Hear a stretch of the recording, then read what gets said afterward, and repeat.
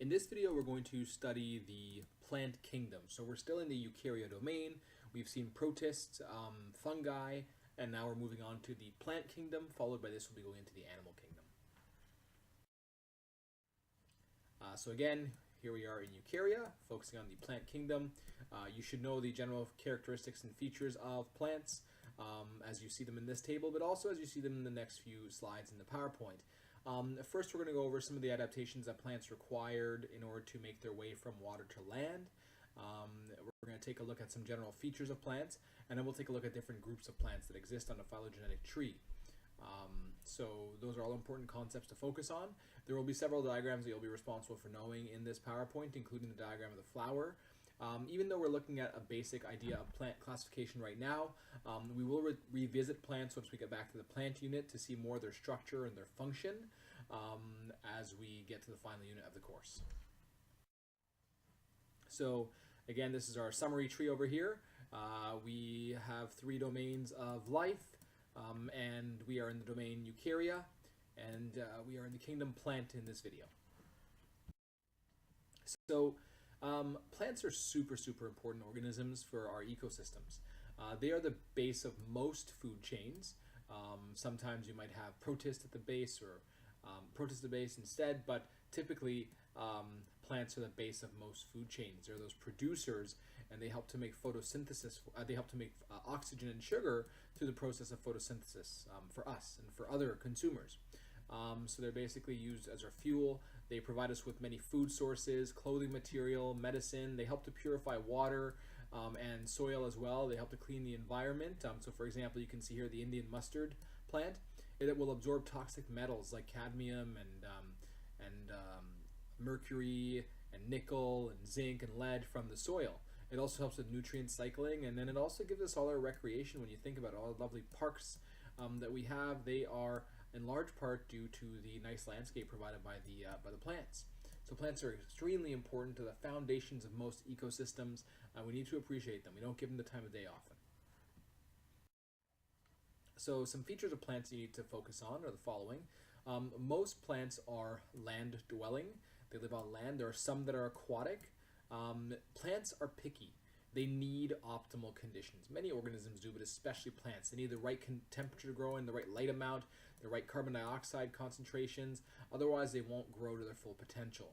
Most plants are autotrophic.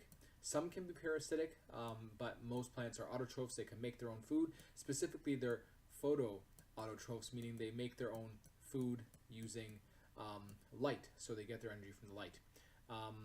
Usually they're sessile, meaning they can't move, kind of like fungi.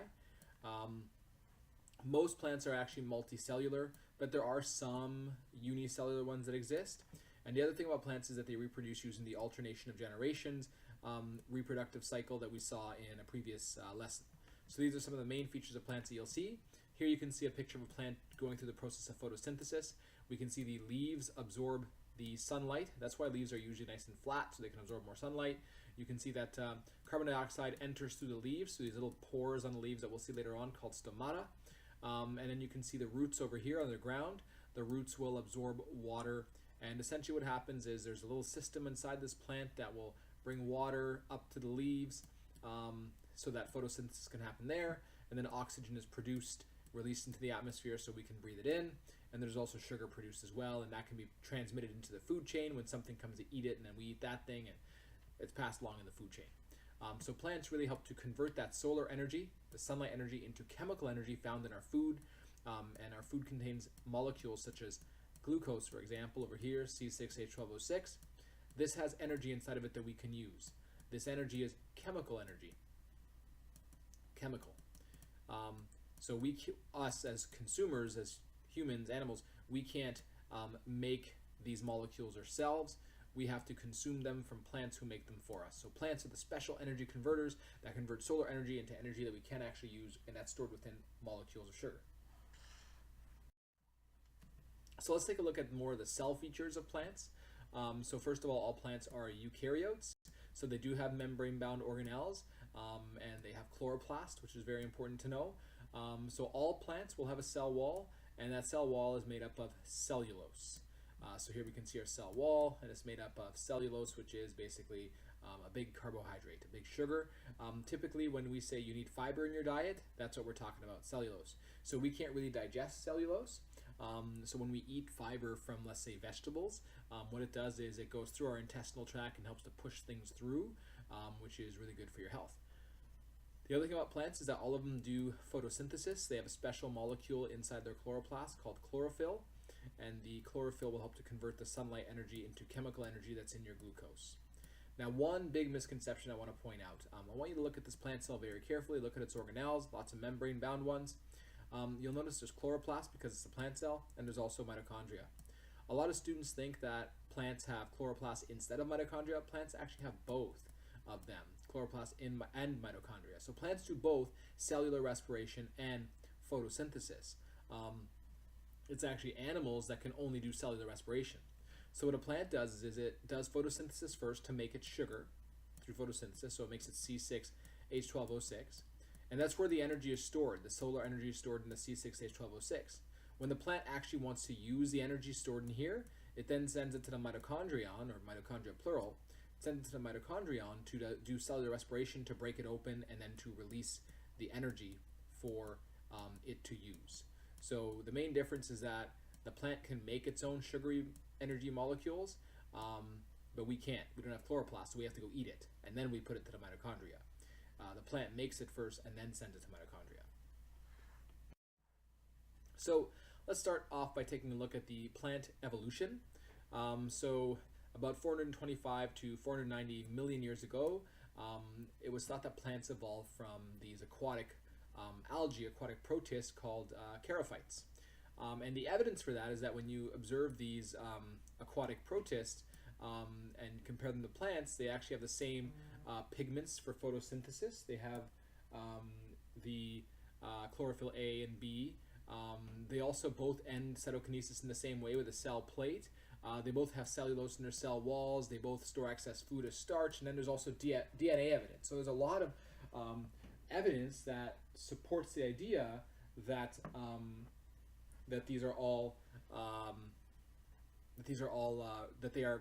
that plants have evolved from these protists.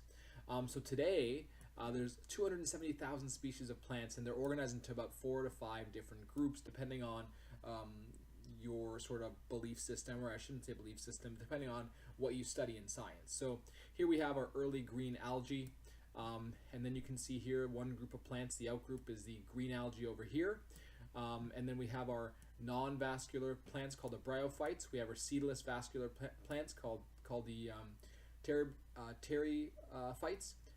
Sorry. Then we have our gymnosperms. Then we have our angiosperms. And so you can see some of the features that evolved in order to create these different classifications of plants. So later on in this PowerPoint, we're going to take a look at the different groups of plants that exist, but they all came from that same common ancestor, that protist called the charophyte.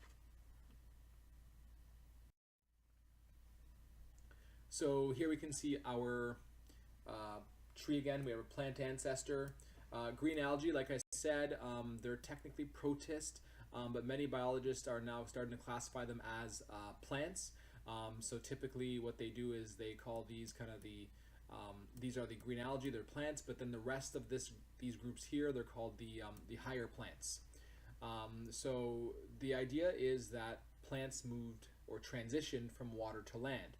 They were an aquatic protist, and then over time they evolved and transitioned to land-based plants.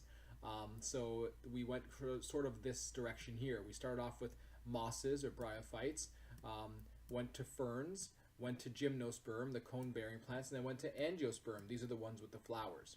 And so in order to transition from water to land, you had to have several adaptations. So the first adaptation required is that you need to have an embryo, some kind of reproductive structure that turns into a plant.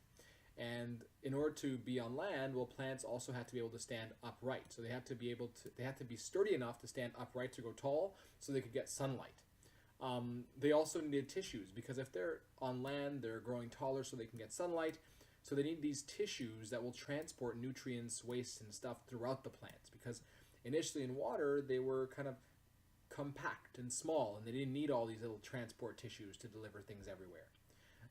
They also needed strategies to reduce water loss because they're no longer in water anymore. And they had to have strategies to disperse their reproductive structures, because in water it's really easy for things to float around and reproduction to happen. But when you're no longer in water, you need some kind of way to disperse reproductive structures so you can continue reproducing. So this table here sort of summarizes the major adaptations that came to be in order to transition from water to land. So you can take a look over here, the primitive plants, which lacked many of the features that you see over here. The primitive plants, they represent the mosses today. They still grow close to water. They grow close to the ground. They don't really have any leaves or stems or seeds or anything rigid to help them stand strong. So these are kind of closer to where the water is. They're almost like the transition, if you think about it, transition fossils between the ancestral protists and the modern day plants that live on land mostly. Then a few years later came the development of lignin, which is a chemical that will harden the cell walls, and so the plant could stand upright, and because it stood upright, now it needs some vascular tissues to transport water and nutrients throughout the body. And so that represents the ferns today. And then later on, there was the development of the seed. So embryos would be protected by a seed to prevent some dehydration, to protect the baby for a longer period of time, but especially it prevented it from dehydration. And that became basically the first seed plant, the gymnosperms today. And then over time, flowers came to be. And the flowers basically ensured reproductive success, because those flowers attracted animals to spread the reproductive structures more. And so that led to our flowering plants called the angiosperms today. So these are all different adaptations that went from the transition of the ancestral protist to the modern day plant on land. All these plants here exist today, but it just explains the development of all these different features of the different types of plants that exist. So here we can see some adaptations that plants now have in order to be able to live on land. So they needed to prevent water loss and be able to exchange gases on land more efficiently. So what they have is they have something called a waxy cuticle. So on their leaves, you would notice that you'll notice that plants have wax. So it's kind of shiny, and you feel it. It feels kind of waxy. So it's a layer of wax on the surfaces of the leaves that'll actually reduce the water loss. So you can see it over here. This is a picture of a close-up of a plant leaf, the cells within it. And so here you can see some cells in a plant. They do some in the leaf. They do some photosynthesis work. But over here you can see the cuticle, the waxy cuticle that prevents some of that water loss. If you zoom in even more, you can see this other adaptation called the stomata. These are little pores on the leaves in which the carbon dioxide can enter and the oxygen can leave. So it allows for gas exchange. And the other thing is these stomata can actually open and close to regulate water loss as well during different times of the day, during different conditions. So one of the things that we discussed is that plants follow the alternation of generations reproduction strategy, or reproduction cycle. So remember alternations of generations, we've seen it before.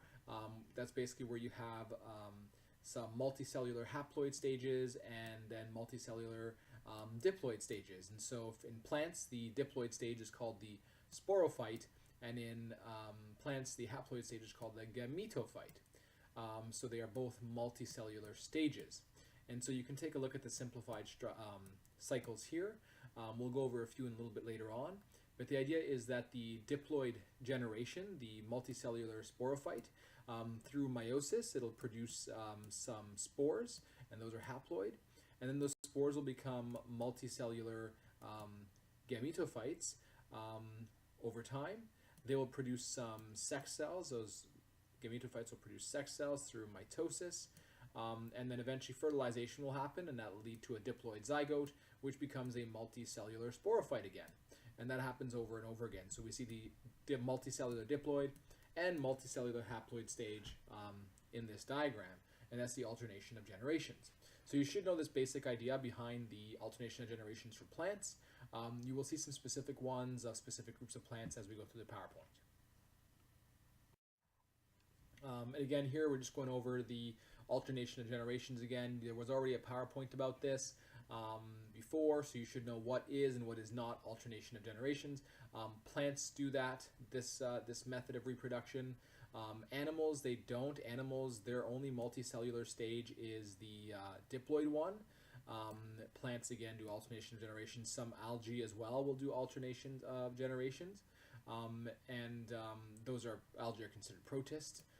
And then also, if you look at the fungi and protists, typically fungi and protists, they don't do alternation of generations, or I shouldn't say protists because some do. For fungi, for most fungi, they will do this method of reproduction here, where the multicellular stage is the haploid one and the unicellular stage is the diploid one, believe it or not. So these reproductive cycles are quite different, but we're focusing on this one over here for the plants. Here we can see an example of the alternation of generations. We'll see this in more detail later on, but here we have our plant. And what you'll notice is that there's actually two main multicellular parts to it. There's the gametophyte over here, which is the haploid part, this green part over here, and the sporophyte, which is the diploid part, but it's multicellular. This sporophyte, through meiosis, produces spores. The spores land and they produce this multicellular gametophyte. There's a male one and a female one, and that's the green part that's produced here. And what's going to happen is the gametophytes are going to release the gametes, the egg and the sperm, and fertilization will happen. So here you can see the structure where the sperm swims into the female structure here to fertilize the egg, and then that will produce our zygote, which will develop into the sporophyte again, the brown part over here, that's haploid, or that's diploid rather, and then that whole cycle can happen over and over again. But the main point is that you have these haploid multicellular stage and diploid multicellular stages. And again, here's a summary of the alternation of generations, as you can see it in this plant here. So we'll start over here with the sporophyte. So here's our diploid sporophyte. Our diploid sporophyte, through meiosis, will produce some spores. Those spores will, through mitosis, become multicellular gametophytes. Through mitosis, those gametophytes are going to produce some gametes. So there's going to be male and female gametes that'll go through the process of fertilization. A diploid zygote will form, and that diploid zygote will then become, again, the multicellular diploid sporophyte. And the cycle happens over and over again. But again, the main point is we have a multicellular haploid gametophyte and a multicellular haploid sporophyte. And so these are all the steps that I just described for this method of reproduction that we see in plants, also some protists such as algae. I just want to make you understand here that the spores themselves, they are not the gametes. The spores are not the gametes. The spores actually develop into organisms and don't need fertilization. Okay, so the spores, they are not the gametes. What they do is they land and they produce the gametophyte, and that gametophyte will eventually produce the gamete after the gametophyte has become a multicellular organism. So this is a reproductive cycle of animals, and I just want you to notice that this is not alternation of generation, because there's only one multicellular stage, and that's the diploid stage. So the diploid stage is the only multicellular stage. The haploid stage is not multicellular, it is unicellular. And again, same thing over here. This is not alternation of generations. This is for a fungus, and there's only really one multicellular stage, and that multicellular stage is going to happen in the diploid area. So it does not happen in the haploid area. So this is not alternation of generations. The other thing you'll notice about fungi, so a lot of students get confused between fungus and plant reproduction. Typically in fungal reproduction, you're going to see these terms here: plasmogamy, heterokaryotic, karyogamy, and the terms are defined here for you, but plasmogamy means two mating types fused together. So you can see the two mating types over here fusing together during plasmogamy. Karyogamy is when two nuclei will actually fuse together, so these nuclei have not fused yet, so eventually they will fuse within the zygote here. So once they fuse, that's called karyogamy. And then you'll also see heterokaryotic, which means that the cell is heterokaryotic because the nuclei have not fused yet. There's two different nuclei within it. So typically, when you see these keywords, you can usually assume that it's going to be a fungal reproductive cycle. Here we can see a plant. This is alternation of generations because we have our multicellular stage over here and a multicellular stage over here. So we have our multicellular diploid stage and multicellular haploid stage as well.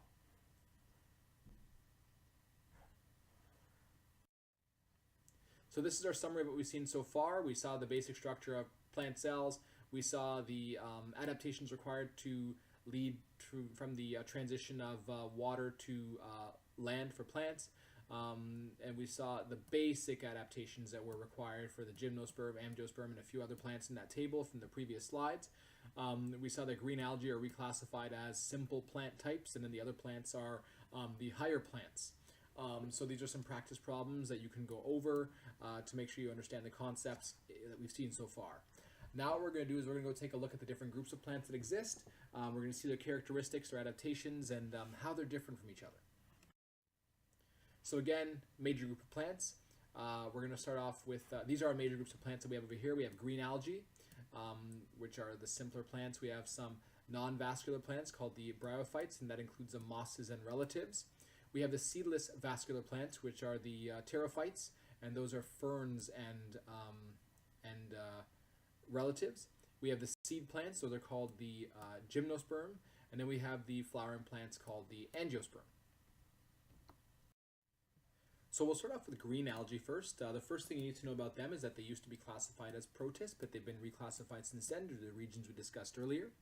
The green algae, they live in shallow fresh water, so they're still in the water. And unlike most plants, the green algae actually does not do the alternation of generations method of reproduction. So typically the other plants, they do alternations, but green algae do not. So these are the plants that would not be considered higher plants.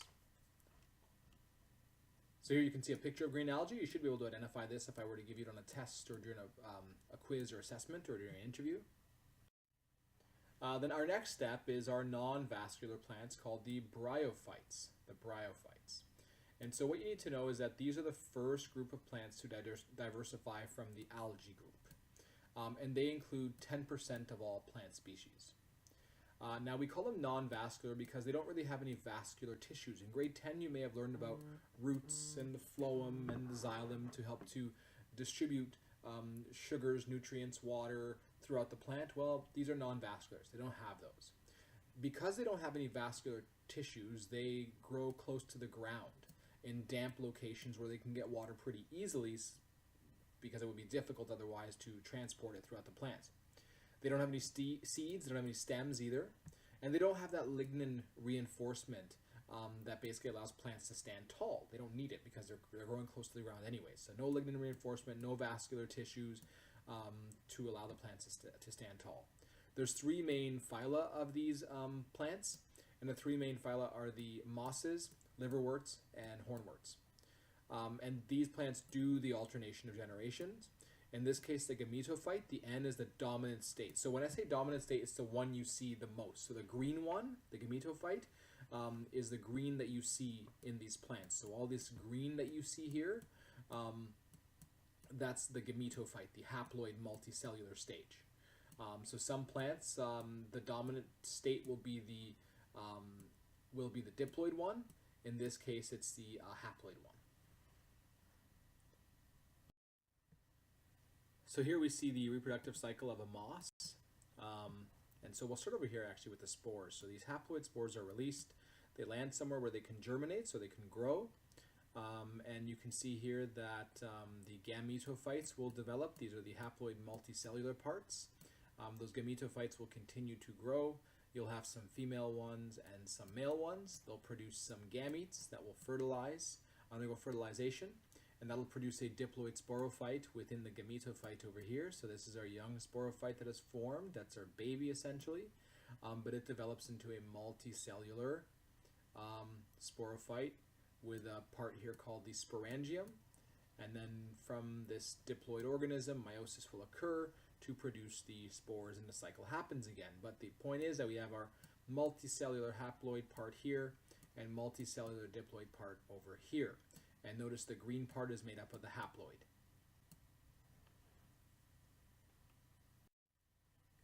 So next we get to our seedless, we still have seedless plants, so far nothing has seeds, but we have seedless vascular plants. So this is the next part that's being added to our plant so far, vascularization, which means that vascular tissue is being added, and these are called the pterophytes.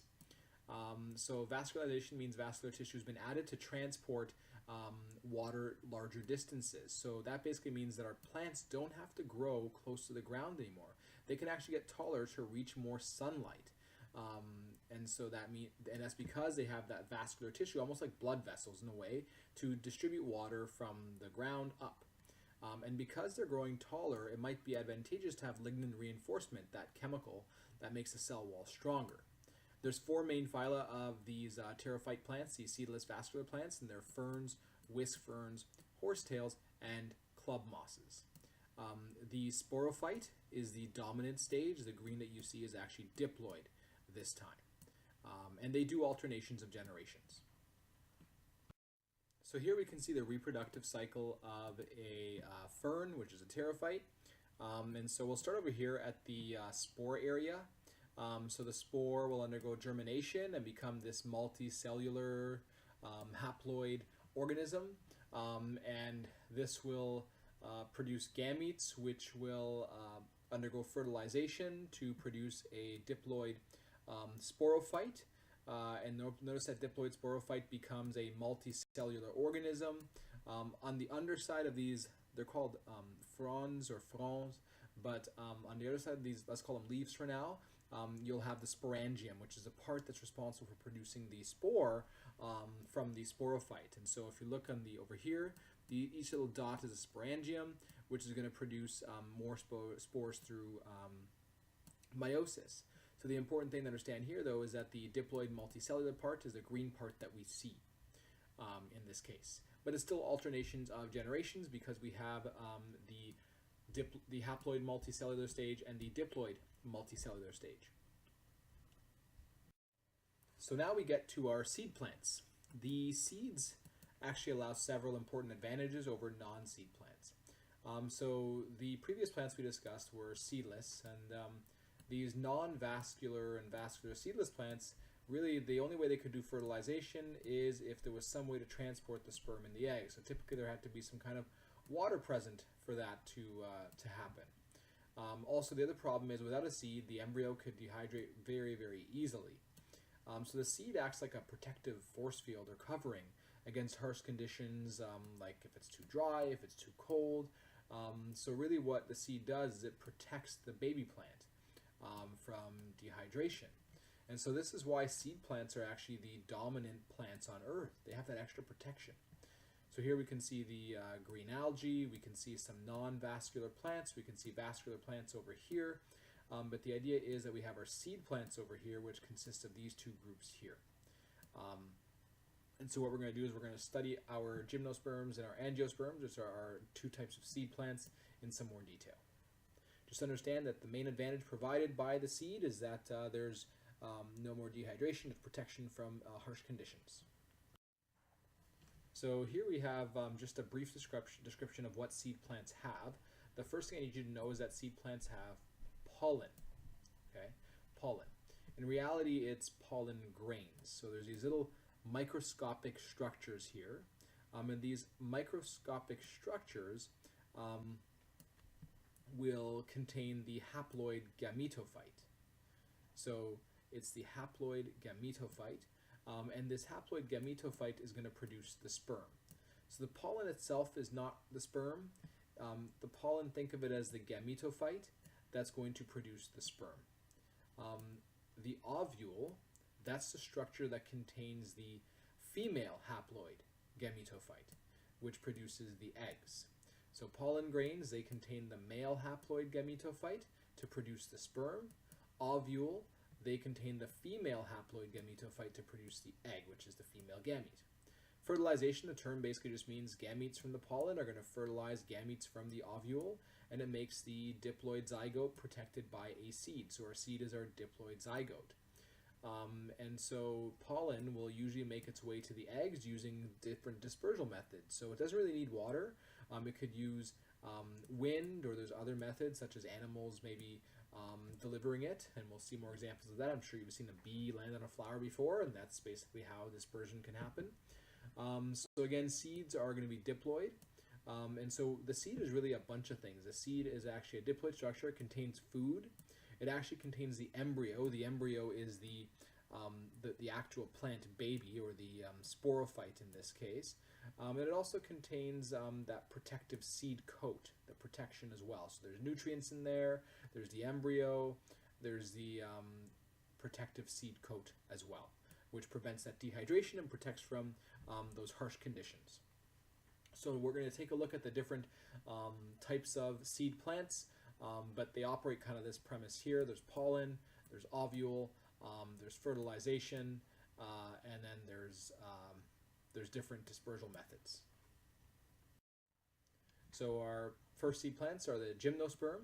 Gymnosperm basically means seed plants that have naked seeds. They're not covered by a fruit.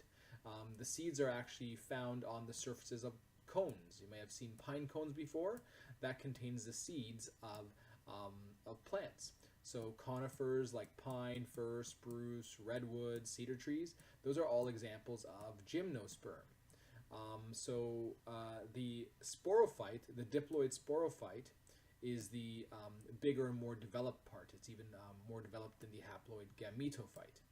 So the pine tree itself, the actual pine tree, that's the sporophyte. The gametophyte, that's found on the pine cones. And so what happens is you have two different types of pine cones. You have male pine cones and female cones. I should just say cones, so male cones and female cones. And wind will carry the male gametes from the small one to the female gametes on the large cones. Fertilization will happen, and then essentially you'll have growth. So this is our gymnosperm. They're basically plants that have seeds which are not covered by a fruit, but that are found on the surfaces of cones. And so when you see these smaller ones, they are male cones. When you see these larger ones, they are female cones. The other type of seed plant is called an angiosperm, which is basically a flowering plant. So these are, in terms of similarity to gymnosperm, they are vascular plants. They are also seed plants, but the main difference is that they reproduce using the flower structure, and also the seeds are contained in fruits. They're not exposed on cones like the gymnosperm. And so some examples that you might see are roses, trilliums, oaks, maple, and grasses. So those are all different types of plants that will use flowers in order for reproduction. And so on the next slide, we'll take a look at how the flower reproduction method works.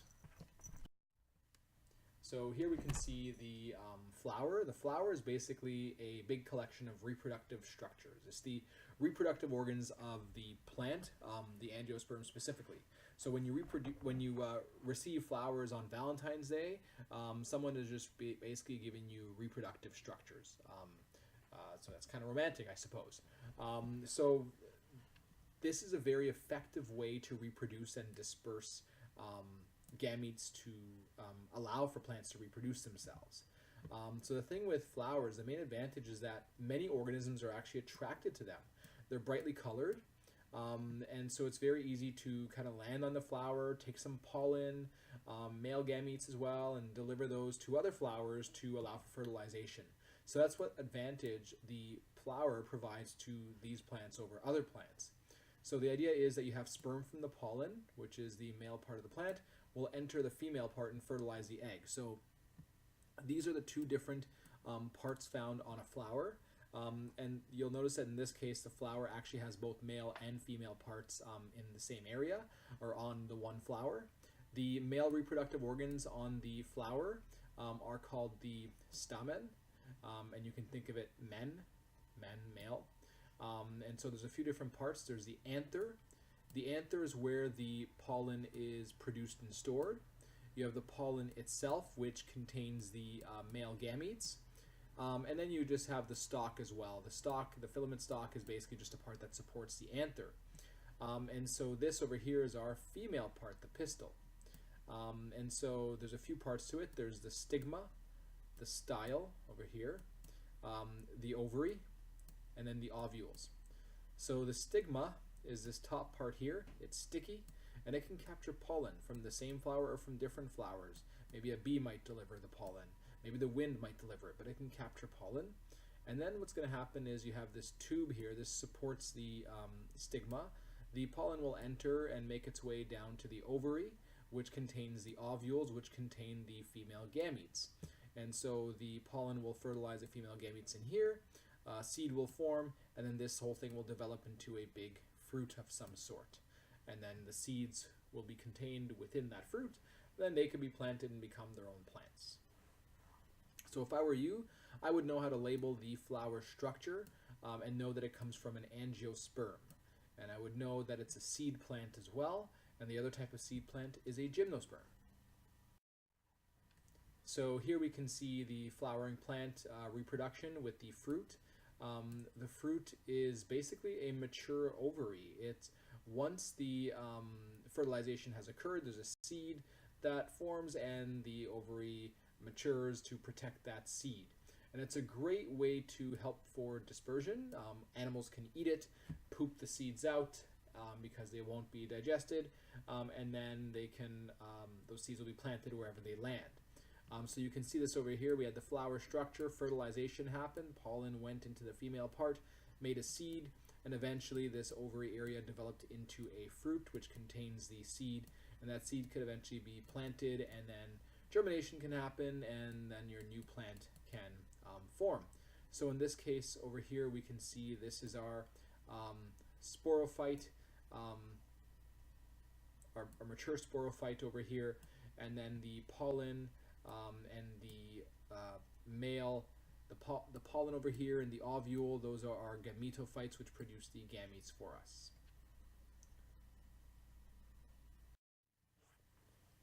Angiosperms can be further classified based on something called a cotyledon. The cotyledon is a structure that's in the embryo, and it helps to nourish the plant as it's growing. So there's two classifications or two categories based on the cotyledon structure. You could have one cotyledon, and we call that a monocot, and so you can see that over here, versus two cotyledons, and you can call that a dicot. So you can see two of these cotyledon structures. This is one cotyledon structure. And so examples of monocots include corn, orchids, and onions. Examples of the dicots, which are two cotyledons, include dandelions, crabapple trees, and maple trees. And a few other differences that you'll see between the monocots versus the dicots, not only the cotyledon structure, but you'll also take a look at the veins in the leaves. Usually for monocots, they're parallel. For dicots, they're net-like. In terms of the bundles of vascular tissue, usually you'll find them scattered in the monocots, but in the dicots, you'll find them arranged in this ring structure instead. The other thing is typically for monocots, you'll see the flower parts are in multiples of 3s, and for dicots, the flower parts are in multiples of 4 or 5. So without even having to look at the embryo, you could figure out what a dicot or monocot is by looking at the external structures of the leaves or the flower parts, or maybe even under a microscope you could figure out if you have a monocot or a dicot. So that essentially ends the classification of plants for now. So we saw those different classes of plants, their different characteristics, what led them to have adaptations on land and led them to be very successful. And now we're going to take a look at some defenses that plants can have. So plants often look kind of defenseless. You look at a plant and you can pull it out of the ground and it doesn't say a word, it doesn't scream at you, it doesn't hit you back. But some of you may have actually been hurt by plants in the past. So you might have touched a plant with thorns on it, and that might have deterred you from pulling more out of the ground. Some plants maybe will make you itchy or will give you a rash, and so that might prevent you from touching them and from pulling them out of the ground. So plants do have defenses. This is a really cool one I want to show you over here. Here we have a caterpillar that's eating a plant. It's eating its leaf. And upon wounding the plant, there's a chemical in the saliva that combines with this kind of trigger of the wounding here to lead to this signal pathway. It's basically just a bunch of signals going crazy within the plant leaf. That will lead to the production of some compounds that are released into the atmosphere that will attract this wasp over here. And this wasp is going to land on this caterpillar and lay eggs in the caterpillar. And now the caterpillar kind of gets sick and stops eating the plant. And so the plant just defended itself that way. Now, when the caterpillar lays eggs, when the wasp lays eggs in the caterpillar, something gross kind of happens, and you'll see that on the next slide. So here we have our wasp laying eggs on the caterpillar. This is our plant defense system. And over time, the caterpillar basically just lives to serve the wasp. Eventually, the caterpillar will die because all these little wasp larvae, these wasp babies, basically just find their way out of the caterpillar by chewing through it and releasing chemicals to dissolve through the thick skin of the caterpillar. Kind of gross. So you can see a more graphic image over here. All these little wasp larvae crawling their way out of the caterpillar that was infected, all in response to the defense mechanism of a plant. So far this is our summary of the tree of life. We've studied bacteria and archaea in some detail. We then entered archaea, eukarya, and studied the fungi. We studied the protists, and we studied the plants. That's what we just finished in this PowerPoint. Up next, we'll be going into the animal kingdom. Keep in mind that even though we started studying plants here, this is not really the plant unit. This is really just plant classification.